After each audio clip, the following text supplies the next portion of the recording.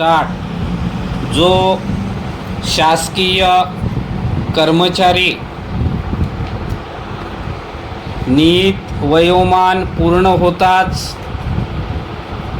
किंवा अन्यथा सेवानिवृत्त झाला असेल आणि ज्यांच्या विरुद्ध कोणतीही विभागीय किंवा न्यायिक कारवाई सुरू केली असेल किंवा विभागीय कार्यवाही पुढे चालू ठेवण्यात आली असेल, त्याच्या बाबतीत कार्यालय प्रमुख शासकीय कर्मचाऱ्यांसाठी विहित केलेल्या अधिनियमाच्या तरतुदीनुसार सेवानिवृत्तीच्या तारखेपासून सुरू होणाऱ्या 6 महिन्याच्या कालावधीकरिता तात्पुरते सेवानिवृत्ती वेतन मंजूर करू शकतात। तथापि हा कालावधी संबंधित महालेखापालाच्या संमतीने विभागीय किंवा न्यायिक कारवाई पूर्ण होईपर्यंत वाढवून तात्पुरते निवृत्ती वेतन त्या कालावधीपर्यंतच चालू ठेवता येते।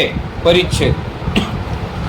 परंतु शासनाच्या असे निदर्शनास आले आहे की ज्या प्रकरणी विभागीय किंवा न्यायिक कारवाई पुढे चालू ठेवण्यात आली आहे त्या प्रकरणी प्रशासकीय प्रमुख तात्पुरते सेवानिवृत्ती वेतनाचा 6 महिन्यापुढील कालावधी महालेखापालांच्या संमतीने विभागीय चौकशीचे अंतिम आदेश काढण्याच्या दिनांकापर्यंत सलग न वाढवता तो कालावधी भागशः वाढवतात। त्यामुळे निवृत्ती वेतनधारकास तात्पुरते निवृत्ती वेतन नियमितपणे मिळत नाही आणि त्यास निष्कारण त्रास सहन करावा लागतो।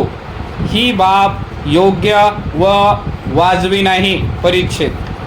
म्हणून याद्वारे सर्व संबंधितांना असे निर्देश देण्यात येत आहेत की ज्या प्रकरणी सेवानिवृत्त कर्मचाऱ्यांच्या विरुद्ध विभागीय अथवा न्यायिक कारवाई सुरू आहे किंवा विभागीय कारवाई पुढे चालू ठेवण्यात आली आहे, अशा प्रकरणामध्ये तात्पुरत्या सेवानिवृत्ती वेतनाचा कालावधी महालेखापालांच्या संमतीने 6 महिन्यांच्या पुढे वाढवताना तो भागशः न वाढवता विभागीय किंवा न्यायिक कारवाई पूर्ण होईपर्यंतच्या कालावधीसाठी एकाच वेळी किंवा सलगरित्या वाढविण्यात यावा।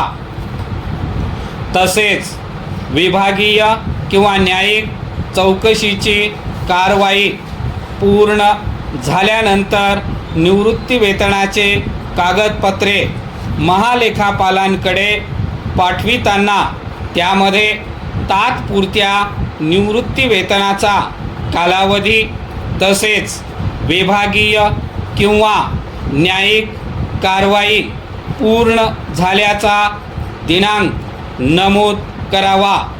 निलंबित कर्मचाऱ्यास देय रकमेबाबत शासनाच्या संबंधित खात्याची अनुमती घेण्याबाबत सुद्धा विना विलंब कारवाई केली पाहिजे।